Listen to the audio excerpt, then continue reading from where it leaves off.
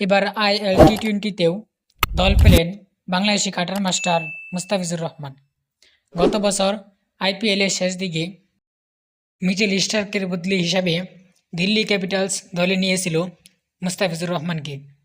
এবার তাকে একই ফ্র্যাঞ্চাইজি লিগ মালিকানাধীন সংযুক্ত আরব আমিরাতে লিগ আইএল টি-20 দল দুবাই ক্যাপিটালসে বাংলাদেশি বাঁহাতি পেসার দলে নিয়েছে।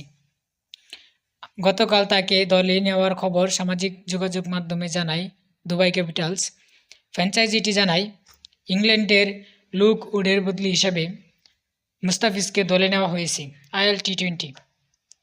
আইএল টি-20 নিলামে যদিও এখনও অনেক সময় বাকি আছে। আগামী 30 সেপ্টেম্বর হবে এই টুর্নামেন্টের নিলাম। এর আগেই মুস্তাফিজকে দলে নেওয়ার খবর দিল দুবাই। আগামী 2 ডিসেম্বর শুরু হবে আইএল টি-20 এবারে আসর। ফাইনালে হবে বছরের 4 জানুয়ারি। একই সময়ে হওয়ার কথা বাংলাদেশ প্রিমিয়ার লিগ ও বিপিএল। এর আগে 3টি ভিন্ন ভিন্ন দেশের হয়ে লিগ খেললেও কখনো আইএল টি-20তে খেলেননি মুস্তাফিজুর রহমান।